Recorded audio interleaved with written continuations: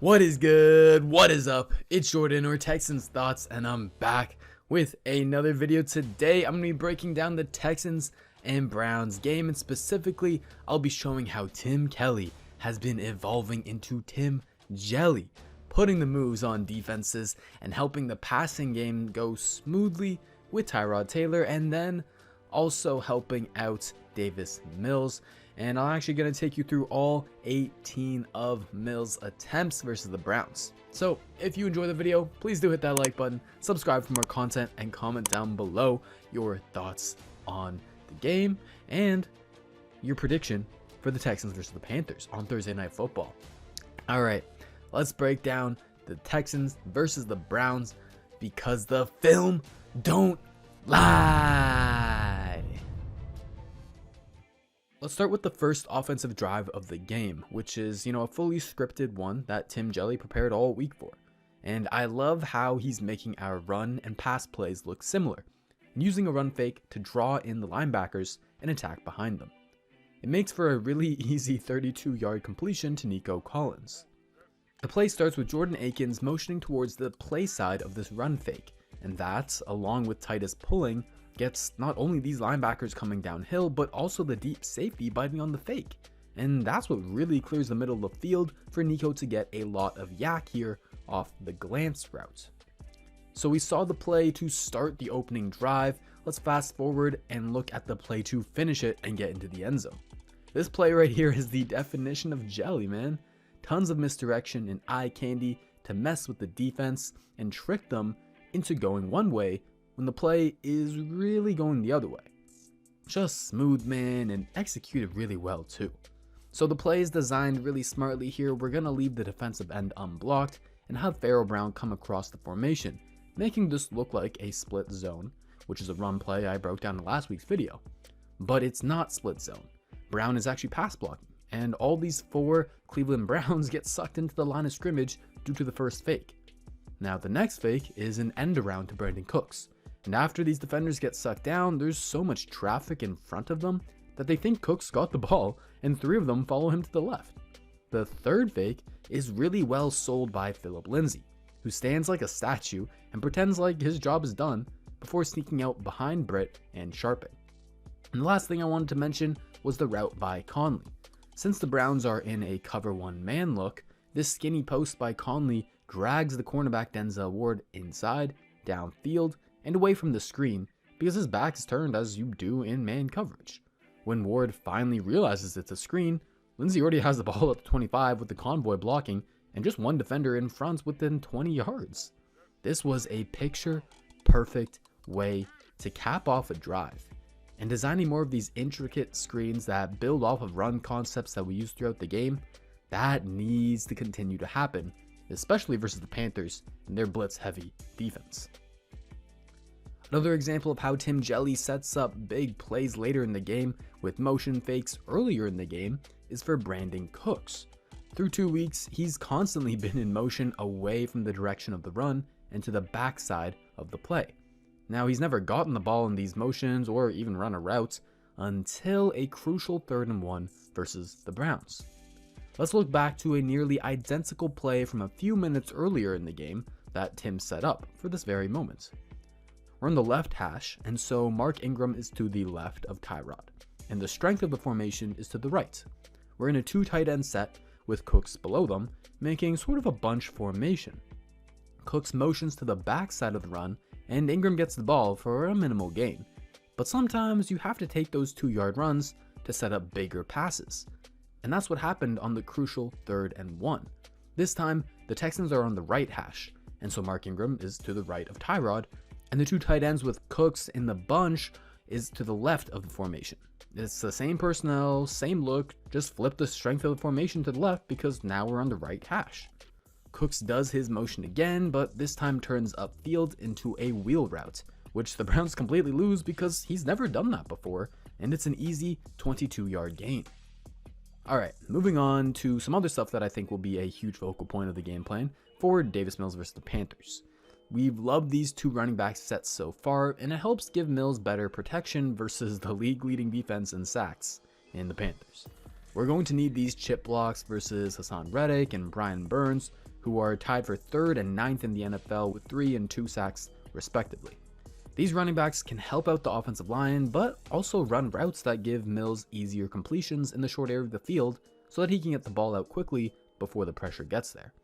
On this example, the Browns are playing cover 3, which is the base coverage call for the Panthers defense. We've dialed up a simple curl flat concept here, and David Johnson running his route to the sideline forces the Browns zones to widen out and leave a gaping hole for Cooks on the curl. Another thing the Texans can do to help out Mills when the Panthers bring blitzes, and they love to bring blitzes, is to go 5 wide, spread the defense out, and throw towards the blitz. I know that may sound daunting, but offenses want to throw towards the blitz because that's where they'll have the numbers advantage. Here's an example. Pre-snap, the Browns do a pretty good job of disguising the blitz and look to either be in a cover 2 or a cover 4. Either way, it looks like there will be 3 defenders to match up in zone versus our 3 weapons. But the Browns actually blitzed these 2 defenders on this 5-man blitz package, and so now we have a 3 versus 1. It's going to be pivotal that Mills can diagnose his numbers advantage, find his hot read, and get the ball out quickly. Alright, furthering the topic of Davis Mills as promised, let's take a look at all 18 of his throws versus the Browns. It was an ugly start with this miscommunication with Cooks. So the Texans call a rub route to beat what initially looks like cover 2 man. Akins runs into Cooks' defender and gets him open for the quick crosser. I get Mills wanting to throw this because Cooks is open and he's feeling slight pressure from the edges, and if this was cover 2 man, I would say the miscommunication is on Cooks. But it's cover 1 robber, not cover 2 man, and thus this strong safety comes down into the box to rob the throw, acting as a hook zone to help out these man cover defenders to the inside. It's a great change-up call to combat the rub routes that Tim Kelly showed he loved to run versus the Jaguars. And because of this post-snap coverage change, Cooks knows that he can't just settle in this area of the field where the hook zone is, and he needs to keep running to avoid the safety. But Mills doesn't read the same thing, and is quite lucky it wasn't picked off. Throw number 2, and I think the defender made a good play to wrestle the ball away from Roberts on this pick, but Mills is also to blame here for the accuracy of the throw.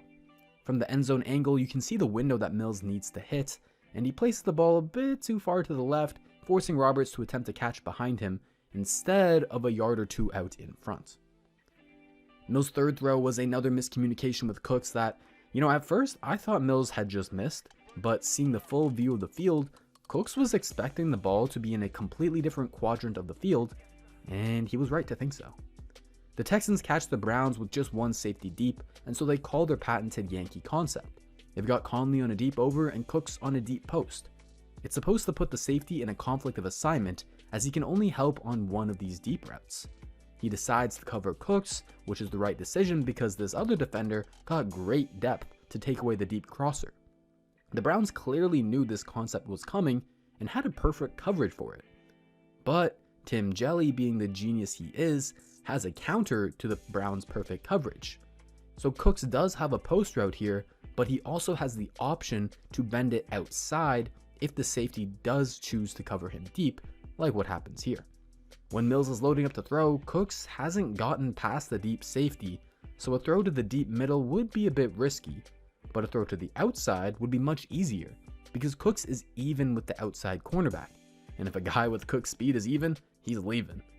The corner route was the right read here, so that's why Cooks turned over his outside shoulder, not his inside shoulder, and thus the play didn't end in a touchdown. Reading the defense post-snap and being on the same page as his receivers on option routes is something that can only really get better with in-game reps, and Davis Mills is certainly going to get a lot of those in these next 4 weeks. Moving on, and Mills seemed to settle down a bit more after 2 handoffs where he turned over the wrong shoulder, but throw number 4 here was a good one. Mills hit Jordan Akins on the out, and he does so on time and with solid accuracy. I think it could have been a bit more out in front so that Akins reaches out to the left and not to the right, but overall it was a good throw. Throw number 5 was a drop by Akins on a good throw up the seam by Mills. And I like attacking the seams like this because it's an area that Mills excelled with at Stanford. This throw was just a few inches too far out in front of Akins, but I like the play, the read, and the timing. The sixth throw was one we saw earlier, so I'm not going to touch on it too much, but I like the subtle movement here, stepping up in the pocket to avoid the pressure given up by Marcus Cannon. More on that ability later. Throw number 7 was a good decision as Cooks did have a step on the corner, but we see a problem that hurt Mills in college as well, and that's throwing on the run. Mills struggles to get enough on this ball and Cooks is forced to fight backwards for it. It works out this time because the cornerback never turns his head and gets called for DPI, but this had the potential to be a touchdown if accurate and downfield. Throw number 8 was another good job by Mills stepping up in the pocket and making a short throw, and he did this a good amount throughout the game. He can make the short throws on the run if they are wide open. And then we see a great finish of the drive here thanks to another beautiful play call by Tim Jelly. They go under center to give a run look, but actually run a quick rub route here versus man coverage to get Cooks into the end zone untouched. Just great execution. Throw number 10 here, I think Mills could have hit David Johnson in the flat as his check down, but he tries to step up and hit Brown, who was pretty covered. Now the next throw, we've got another throw on the run, but I don't think this is the best way to maximize Mills' skill set because, I mean, why would you have him roll out to his left and have to throw across his body? This was probably the lone play call all game though that, I was a bit confused with and not a big fan of.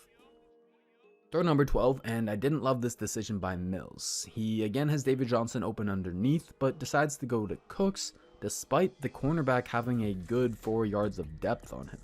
Now it is third down, so I get trying to get past the sticks, but Cooks, apart from week 1 versus the Jags where he looked like Superman, he just isn't going to win a lot of these deep balls that are contested. And we see how much Mills misses a jump ball target like Nico Collins. Mills really tried to lean on Cooks all day long. Sometimes it worked out, sometimes it didn't. On this one, it works out and was probably his best throw of the game. Cooks is running an out route on the backside of the formation, but that's not Mills' first read. First, he looks to the play side where he's got 2 Diggs and Akins in the flat. Off the snap, Mills should see that Robert stumbles a bit and that this linebacker gets decent depth to take away the dig.